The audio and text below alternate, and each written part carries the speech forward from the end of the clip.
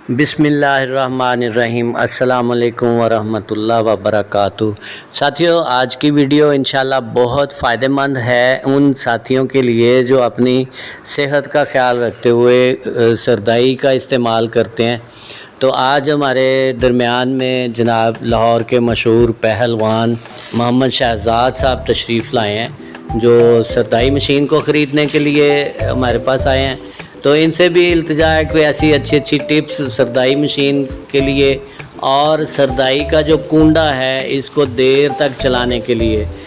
जनाब, आपके पास जो फार्मूले हैं, जो टिप्स हैं, हमारे प्यार करने वाले देखने वालों को भी अता फरमाएँ। जनाब पहलवान मोहम्मद शहजाद साहब। आपको सबसे पहले ना इसमें सरसों का तेल डालना है, तकरीबन पाव 1.5 पाव जितना होगा उसी के मुताबिक। फिर इसको हर 2 घंटे के बाद उसको अच्छी तरह हिला देना है ताकि वो पूरे किनारों तक उसको ना तर रहे। और इसको तकरीबन 2 दिन के अंदर वो सारा तेल जो ना इसको सारा इसके अंदर समा जाएगा। 2 दिन लग जाएंगे, 3 दिन लग जाएंगे। फिर उसके बाद ना आपने दाल चने की लेनी है और तकरीबन 100 ग्राम हो, उसको फिर इसके अंदर डाल के आपने रगड़ाई करनी है।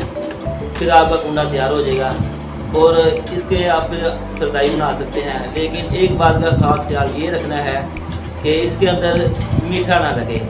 अगर इसको कोई भी मीठा लग जाएगा, शरबत या चीनी या शक्कर वगैरह, तो आप इसमें डालेंगे तो उसके बाद ये कुंडी खुलना शुरू हो जाएगी। अच्छा, यानी नुकसान देगी ये मट्टी जो है वो? ये नुकसान देगी और ये जल्दी ख़त्म हो जाएगी। 1 हफ्ते 10 दिन 2 हफ्ते में ये फिर ख़त्म हो जाएगी, फिर ये सारी ख़राब हो जाएगी। अगर इसको चीनी या कोई शरबत वगैरह ना लगाएंगे तो ये काफ़ी टाइम निकाल जाती है, साल 1.5 साल में निकाल जाती है। आप कोई मेहरबानी फरमाएं, कोई ऐसा नुस्खा भी अता करें जो हम जनाब खाएं बना के और उसका बहुत ज़्यादा फ़ायदा हो। तो उसके लिए सरदाई के लिए कोई टिप्स ऐसी कि क्या क्या चीज़ें इसमें इस्तेमाल करें? सरदाई में आप इस्तेमाल कर सकते हैं खसकास, काली मिर्च और लौंग। जो अगर उम्र के ज़्यादा है ना तो शादीशुदा अफराद है, फिर आप 2 लौंग इसमें डाल लें और 4-5 काली मिर्चें डाल लें। और अगर गैर शादीशुदा फिर लौंग इस्तेमाल ना करें तो। और इसमें बादाम और 4 मगज़ और सब्ज़ इलायची और सौंफ और सफ़ेद ज़ीरा इस्तेमाल करें। जी बहुत शुक्रिया जी, बहुत मेहरबानी है जनाब, बहुत शुक्रिया। और इसकी मिकदार कितनी होनी चाहिए कि मतलब सरदाई जो पीते हैं इसके लिए वक्त कौन सा अच्छा होना है? हाँ जी, ये नहार मुँह बेहतर होती है। तो आप इसको ना तकरीबन अगर आप रेसलिंग नहीं करते, आप अपना वर्किंग अपना नहीं करते, तो फिर आपने इसको 25-30 गिरियाँ काफ़ी है आपके लिए, या 50 गिरी ले लें बस, इससे ज़्यादा नहीं। बादाम की गिरी 50 गिरी बहुत है। तो उसमें सौंफ का 1 चम्मच डालें और ज़ीरे का 1 चम्मच डालें, काली मिर्चें 4-5 और अगर शादीशुदा है तो 2-3 लौंग डाल लें बस।